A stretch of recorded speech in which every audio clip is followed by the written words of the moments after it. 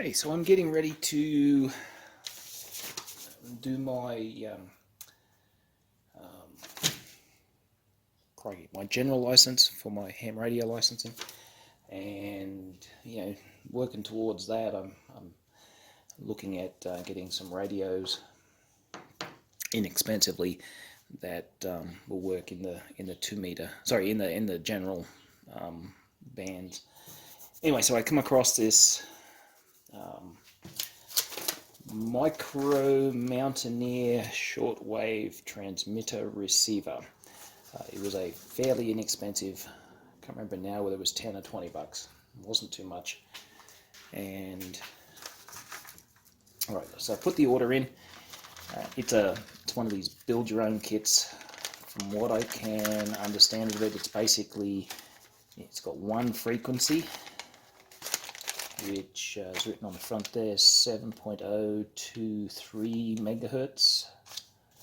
I guess that's the 40-meter band. It's a build it yourself type deal. There's a circuit board, there's all the components, which I'm going to dump out right now. Hopefully don't lose them. But I'm getting ready to build it, so all these have to come out anyway. I have to check them and then solder them onto the board. So circuit board, all your components and fittings, and I guess, and this is kind of funny, it's one of these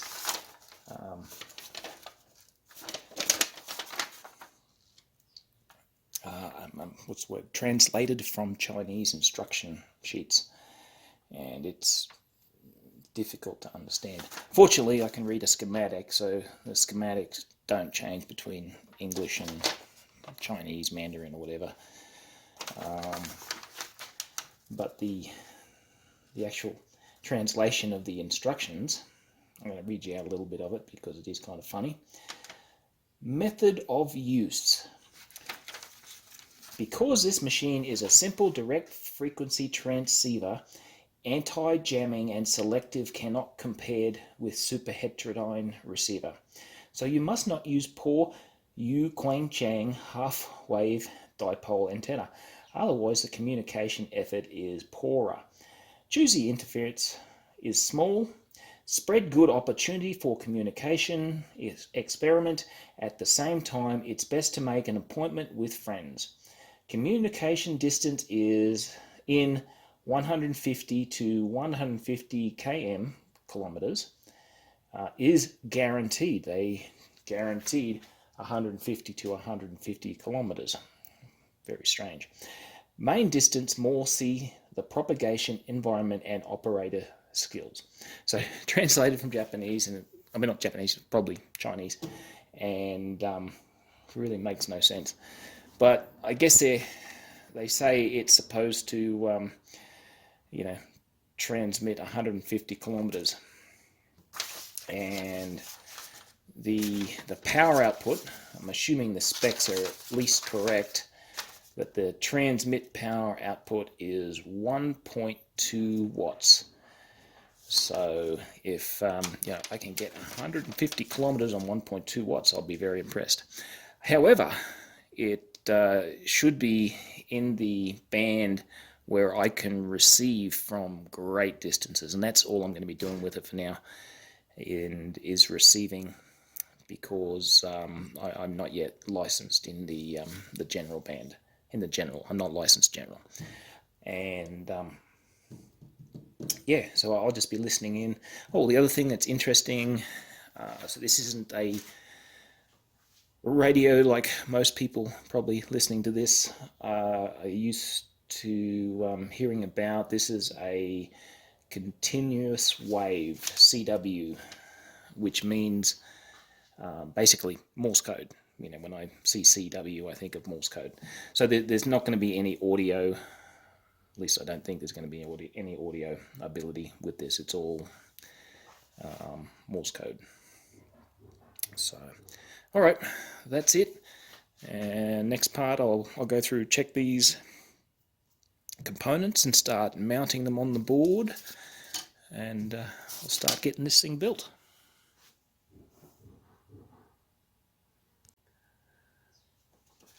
Okay, so I just did a quick look through the components, make sure I've got basically everything I need.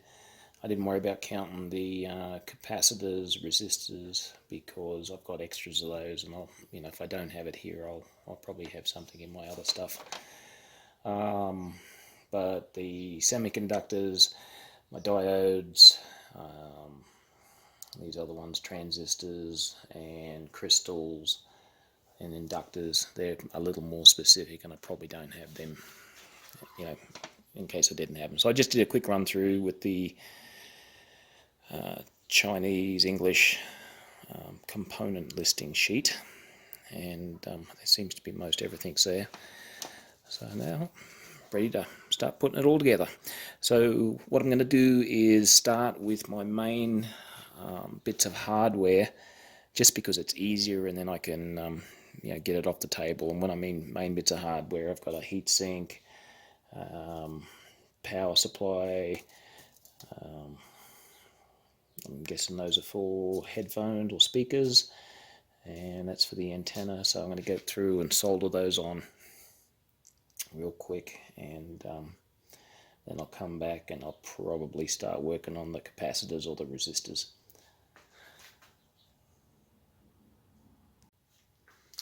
Alright, so the very first component I'm going to work on is the antenna coupler.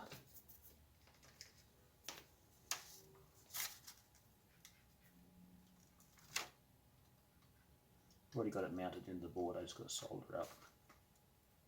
So when you're soldering, a little bit of solder on the tip, and then the tip to the joint, and then you apply the solder to the joint, such as that, then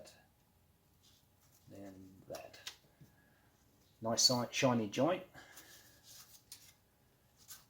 generally indicates a good joint.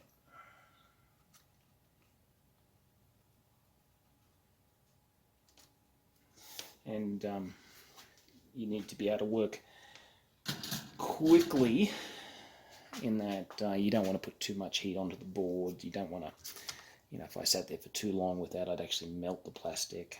So it's a little bit tricky soldering electronic components. I'll tell you what does worry me. I don't even know how I'm going to do this one. But that's some sort of 8-pin semiconductor. Looks like I don't know if it's a 555 timer, but it's ultra small. It's surface mount component. And although I've done a little bit of surface mount, I haven't done much, and I'm a little bit worried how I'm going to get this done without damaging it. So I might have to do a little bit of study on that. Alright, so that's done. What's our next one? I'm going to do the power supply.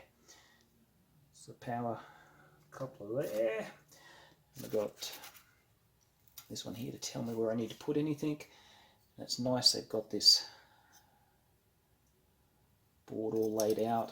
I can see the slots there. You can see the slots here line up with this, so there's no other way this can go in.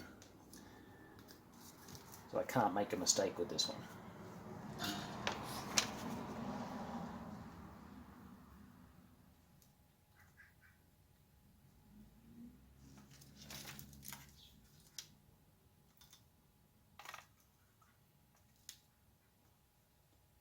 Well, I can't make a mistake in identifying where it goes. I could probably still solder it badly. So that's power supply done. Nice and flush to the board. Okay. So I've got a couple of others. Main components, that one and that one. For the speaker and for the key, and it doesn't have a key. But all right, so I'll keep going with that. I won't bore you with too much of the real easy stuff, but I'll get that done. Maybe get some of the capacitors or the resistors done, and then come back to this. Okay, I've got the electrolytic capacitors done in this Mountaineer transmitter receiver. The only problem I had, which was just a little bit confusing, was CP9 electrolytic. Just it didn't have the right markings on the board, and it took me a while to work out where it was supposed to go. But I think I do have it right, and that's that one there. So I've got all the electrolytic capacitors mounted in. I've soldered up a couple of them, but not many. And now I have to go around and solder up the rest of them.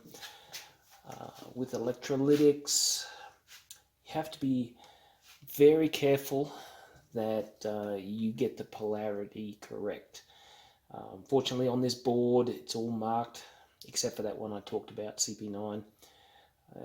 They're all marked very well, and just a matter of looking at your capacitor. The actual value of the capacitor is written on it.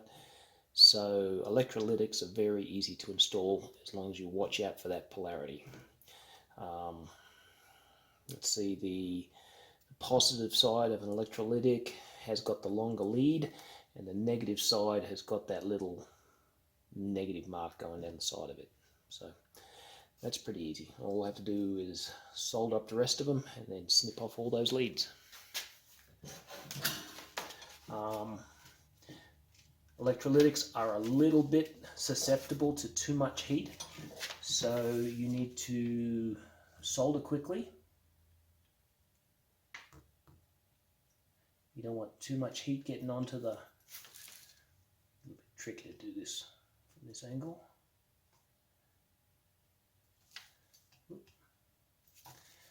Don't want too much heat to get onto the leads, because it can actually damage the capacitor if you're not very quick with your soldering.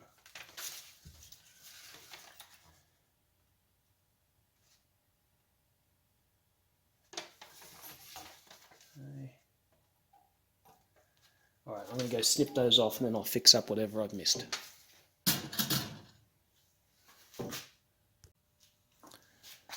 So, stage I'm at now, I just finished the electrolytics and that variable resistor, potentiometer, and I've started fitting up the ceramic capacitors, which is these little things here. Ceramic capacitors are not polarized, which means it doesn't matter which way I turn the leads. There's no positive or negative. However, in some ways they're harder because it's actually really hard to see the markings on them. I'm using,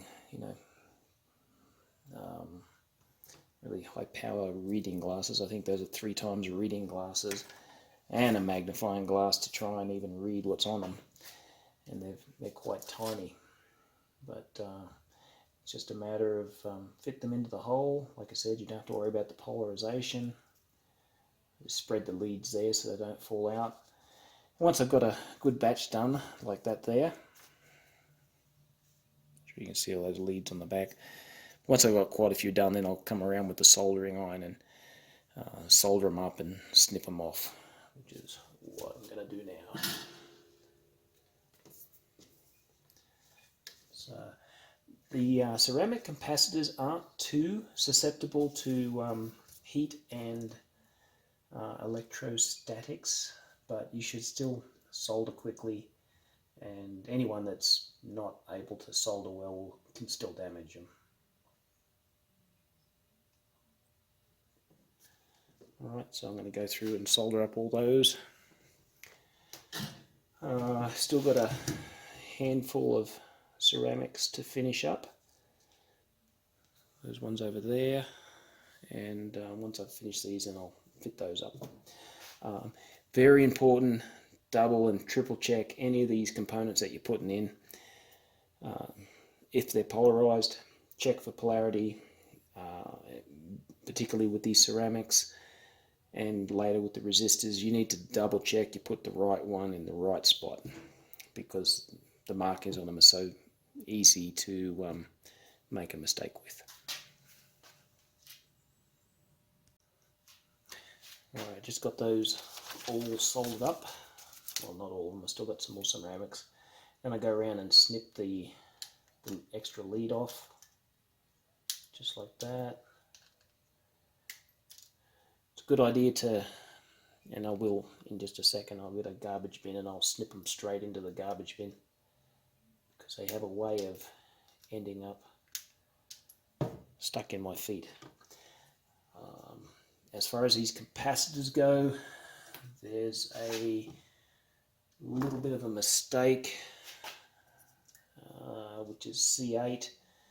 It says a 471 here, but on the part and the schematic on the other side on this here, so I had to actually trace the circuit back to double check it, and it should be, so that 471 right there should be a 474 capacitor, which is 0.47 microfarads UF. So microfarads is UF. So they made a bit of mistake on this, but I was able to cross-reference it with a couple of the other things to work out this is the correct capacitor. So yeah, there is some mistakes with this kit, but it is a cheap kit.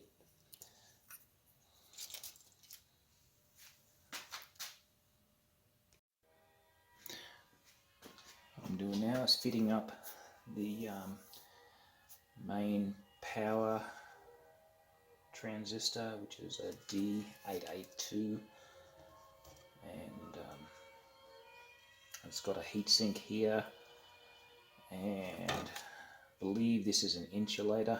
Well, that's what it should be anyway. And I don't know if it's going to make much difference because I have the insulator there, but I'm going to use this heatsink grease. Hopefully I'll get a little bit better heat dissipation. Fitting this up made me think about what this actual kit was for. Like, I bought it just as a keep practicing my electronic skills, and to start learning about what I'm going to need to know for my general amateur license. And so I bought, it's called the Mountaineer, and I bought this thinking, oh wow, this is some sort of, take it to the hills and have an emergency radio in the 40-meter band. But with the ratings of it, I checked the rating on that. It's rated at 1.2 watt output power, and that's not very much. I mean, even 1.2 watts is not very much. So I probably wouldn't expect more than maybe a mile of range with this, but anyway, that's just kind of a guesstimate. Point being, it's not a serious transmitting tool. It should, however, be able to receive stations from a long way away. And another thing about it is that it's a fixed frequency 7.023, and that fixed frequency, I need to be an amateur. I just had a look at my privileges chart for the frequencies, and I'd have to be an amateur extra to be able to use that frequency if I understand the chart correctly. So I can still listen in, but I shouldn't be transmitting on that frequency. So I think this was more of a learning kit for maybe like scout groups or something like that. It used to be, I don't know what the scouts are like now, but apparently back in the day there used to be a radio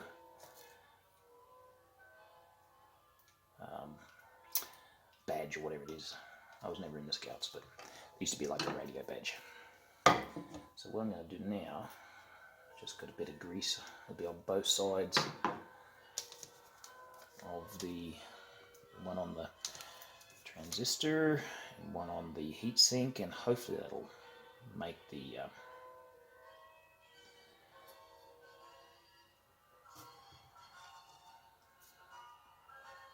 fit that down there.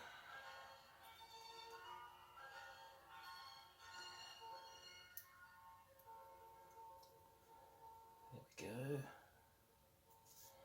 Got the transistor in.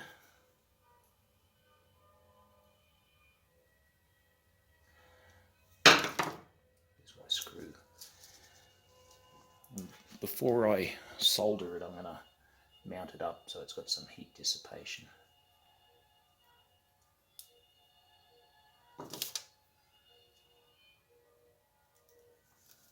So if you can't see it, the light's in a bad spot.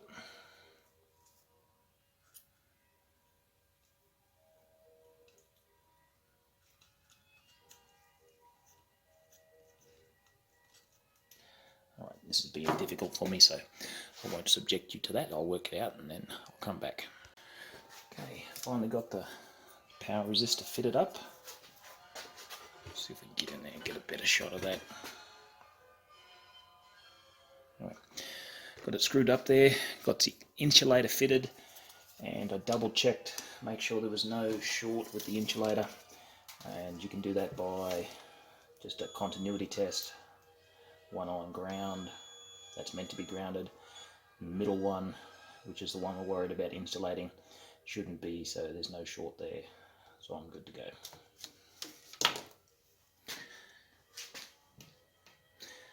Alright, so we just got to solder that up. Yeah, when soldering, be careful not to put heat on the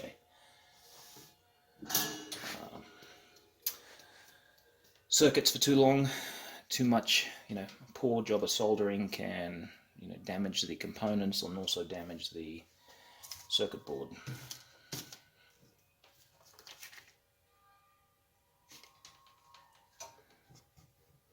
Put on a different pair of glasses so I can see it.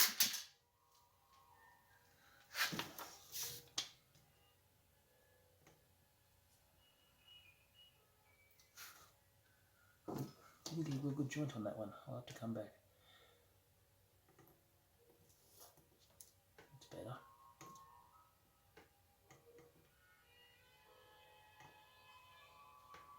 That's alright. Now let's fix this one. There. Looks pretty good. Get the magnifying glass out in a minute and just check those joints. If I was using this for transmitting a lot, a bad joint on the power transistor is a good way to have problems down the road, because with the heating and the cooling it actually starts to crack. So good joint on that's important. Right, now I'm on to resistors. So the way I do resistors when I'm installing those into the boards, I'll go through, try and identify by the resistor code, which is the color coding that's on all these resistors.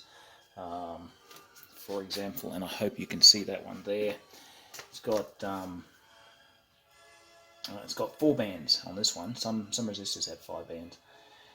First one, green, stands for 5, then brown stands for 1, and then the black is the multiplier, and that stands for 1. So that's 5, 1 times 1, that's 51 ohms. So after I've tried to identify them, a lot of these other resistors are a lot smaller than this one, but after I've identified them, I'd also go through and just double check with the multimeter. It's fairly quick, and 50.8 ohms according to the multimeter, so that's right in there. By checking with the multimeter, I help to avoid mistakes because my eyesight's not as good as it used to be. So a lot of times I'll actually be trying to look at these resistors to see what the color is with a magnifying glass. But once I've got the resistors, sorted out, I do them in batches. So the first batch I'm doing now is a 1K resistor. So there's only one type of resistor I'm actually looking for at the moment. I'll go through and do all those, and then I'll go do and finish up all the other resistors. So I've just fitted one. I'm about ready to fit up another one, which is R10 up there. You see the R10 1K. So I'm double checking that. And this is, once again, I'm going to double check that.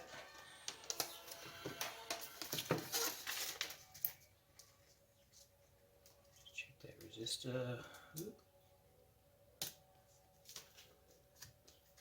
Get on the right range to check it. And 0.995 kiloohms. So that's my 1K resistor. And I want to find R10. And it's got a little circle the way they want you to place the resistor. So that's where the main body of the resistor goes. And then the lead goes out the other way. Alright, so I've got R10 fitted up. And when I've got most of these fitted up, I'll go through and solder everything all at once. Alright, that's how I do my resistors.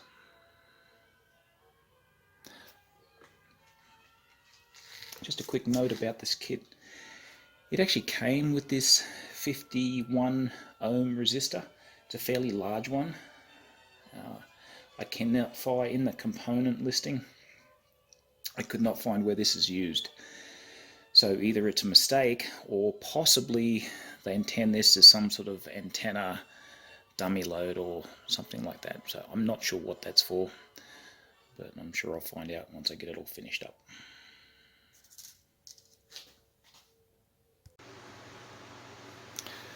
Okay, so I've just finished mounting up all the resistors. Noticed a few problems with the kit as far as the resistors are concerned. First off, R18 was not listed in the component listing, but it did have it actually listed and marked on the board what it's supposed to be, which was 10K. And so it's an oversight there. What was the other one I had?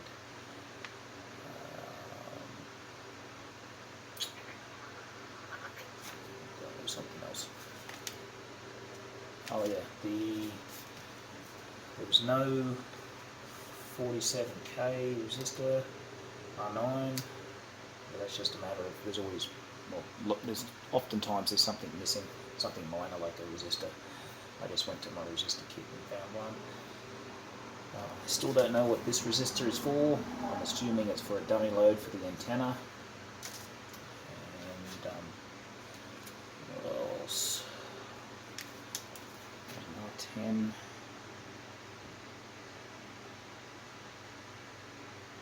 Oh, this is probably the biggest one that I haven't really 100% resolved yet. One of the resistors, so in here, it lists it as being 220K.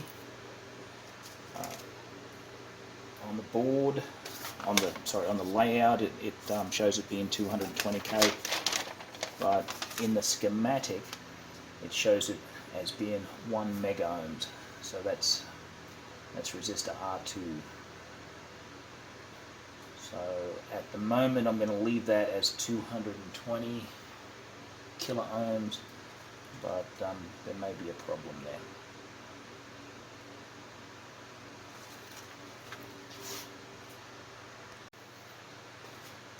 Okay, so I skipped ahead.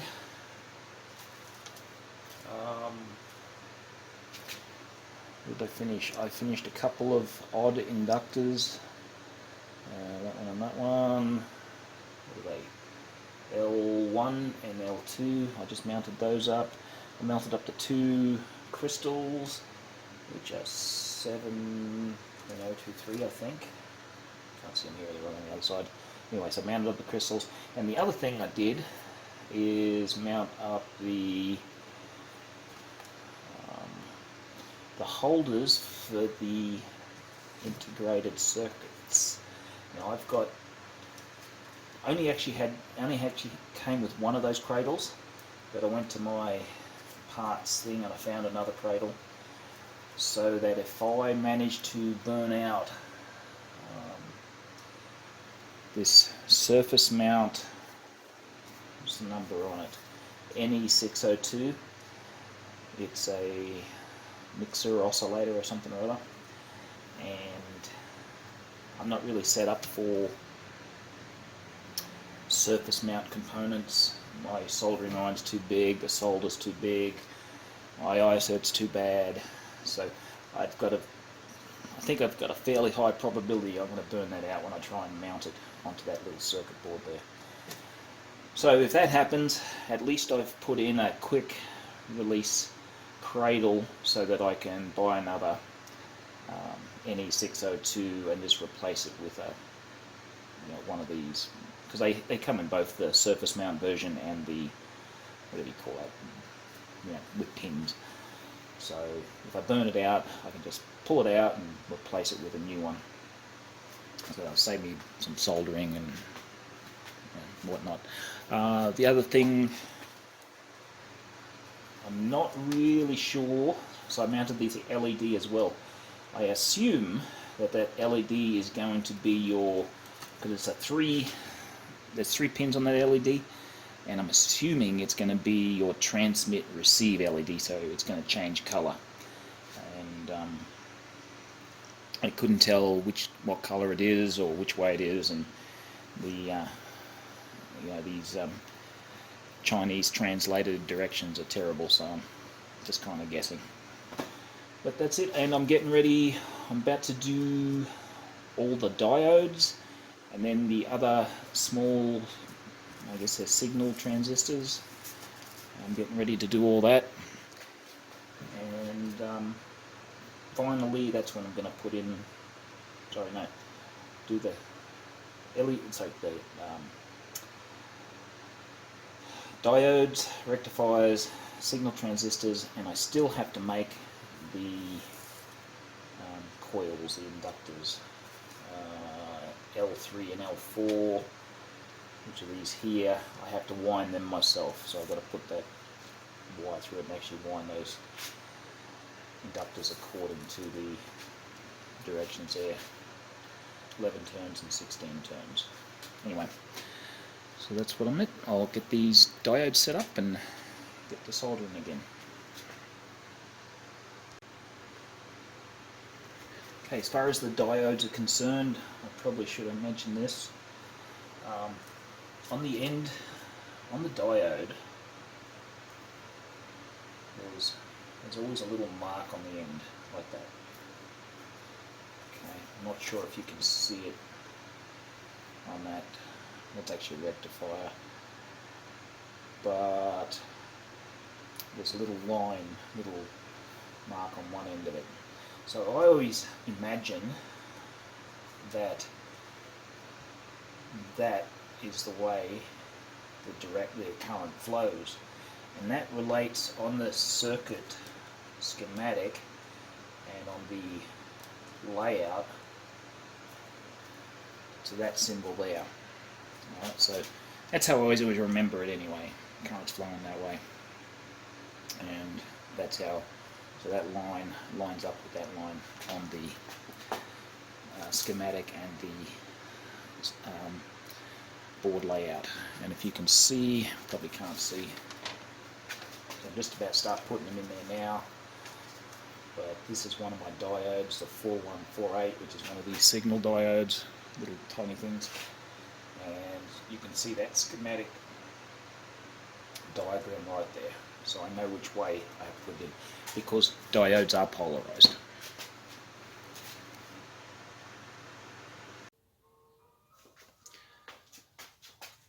Okay, so what I'm doing now is winding these, I guess they're toroidal coil inductors, and I just finished the 11 turn black copper.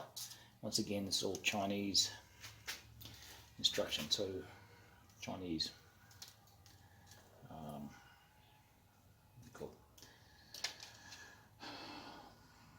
it's been converted from Chinese. So now I need to do the 16 turn red copper toroidal inductor L4. So that's 16 turns. So I just come through with the wire, and first one's actually always the hardest. Come through there. I've left just to get enough turns. I left, I don't know, about a foot and a half of wire. That should be enough to do the 16 turns. So there's 1, 2, 3, and you just keep feeding that through. Try to make sure it's tight. Probably the hardest part is when you're pulling it through, make sure it doesn't twist or kink up. But otherwise, you just keep going around until you've gone around 16 times and you've got your 16 coils. In fact, I'm probably only going to do 15 because in the schematic or some other place, yeah, on the schematic it lists 15, and on the circuit board it lists 15. So even though it says 16 in the component list, I'm going to go with 15 turns.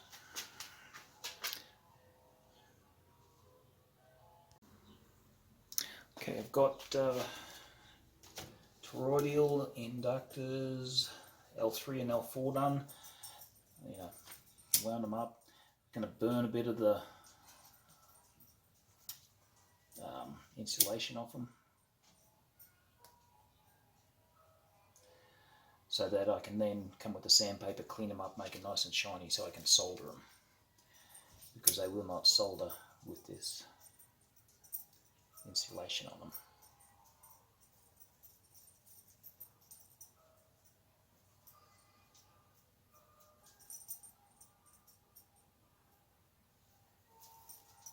There we go.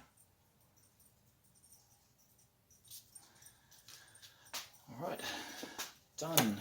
So I've got, what have I got left to do? I've got the toroidal coils, I've got the transistors still to put in, and I've got the integrated circuits, and I'm very worried about me soldering up the surface mount there. I don't know why they included that in the kit, to be honest. But anyway, onward.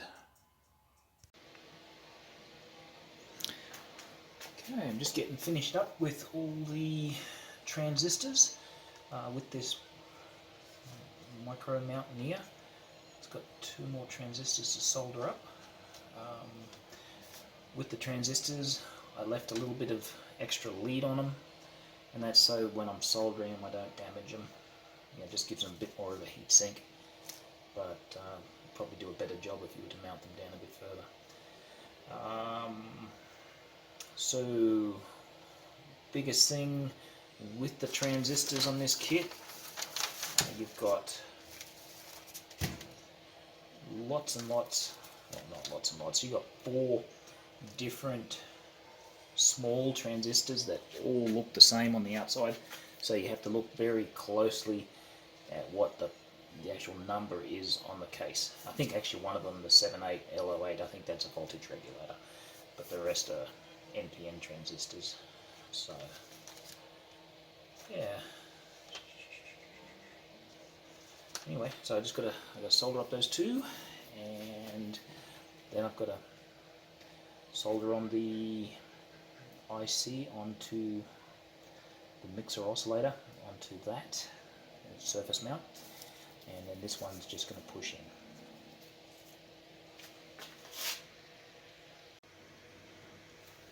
Okay, now I've got to solder on.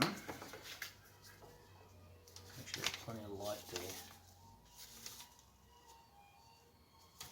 So we'll be soldering onto that small circuit board. Let me put that on my head, maybe that'll help. Alright.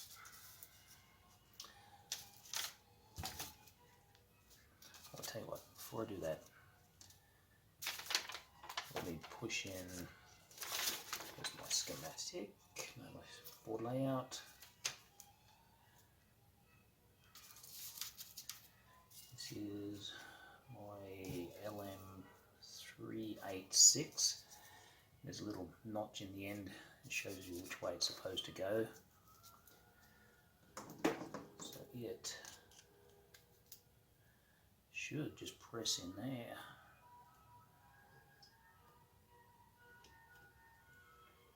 Make sure those pins are lined up so they don't them out and just gently push it in. And that one's done. That just leaves this little critter here. Oh, somewhere here there's a, there it is. So this gives you a blow-up view of how the board is supposed to lay out.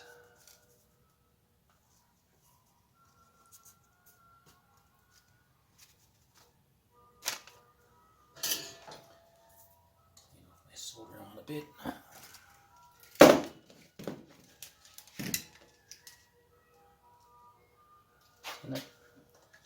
So I'm a little bit worried about this. If I damage it, I'll just end up having to buy another one, and when I get the new one, I won't get a surface mount, I'll get just a push-in.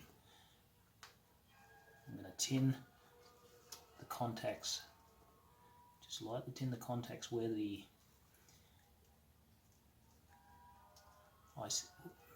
bridge those contacts. I have to clean that up. I'll bridge those contacts.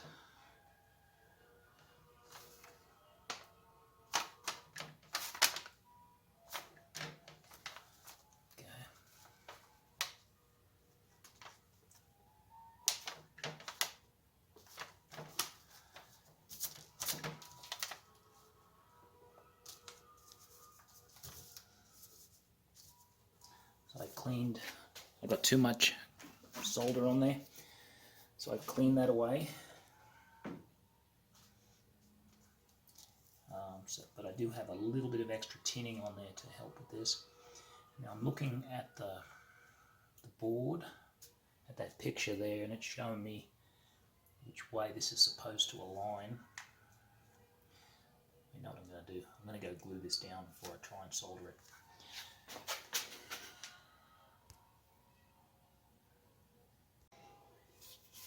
Okay, so let's see if I can get some light on that. Didn't quite get it 100% perfect. It's a little bit skew-if on one side, but I checked it with the magnifying glass and doesn't seem like there's any shorts between the terminals, so I should be okay to just solder that down real quick.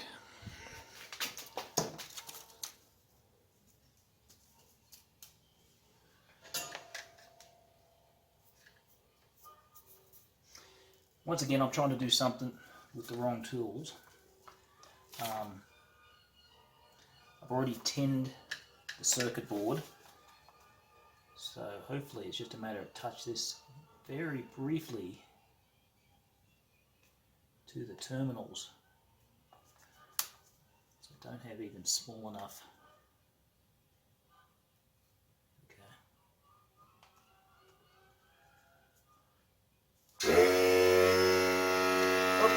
Air compressor's going.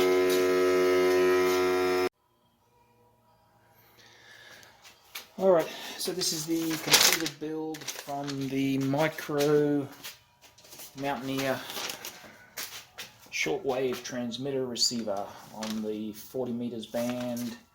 The frequency, it's only set on one frequency, 7.023 megahertz. So anyway, got it constructed. I still don't know if it's going to work. Later on tonight I'm going to hook up just a long piece of wire, and that's just a short bit fell off. Anyway, hook up a simple antenna and see if I can get any, receive anything. I'm not going to try transmitting yet, just because I haven't got the, one, I'm not licensed for this frequency, and I don't have a little Morse code thing anyway. But I'm going to see if I can hear anything.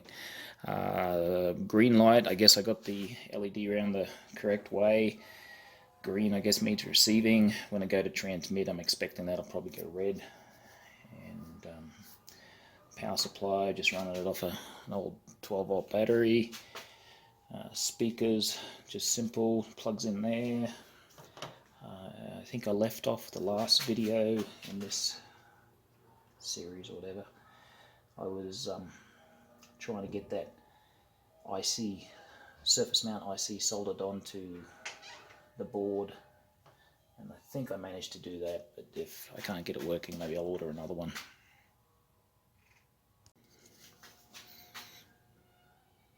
Okay, and then next week I'll take this up to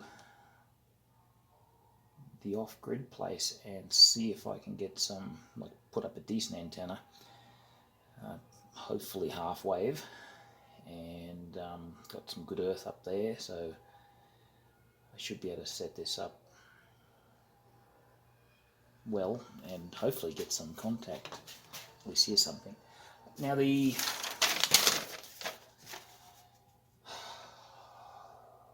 once again, these directions are translated from Chinese.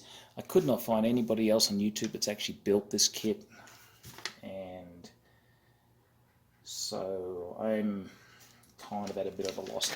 I may have to talk to one of my more experienced ham buddies and see if I can get a bit of help with it.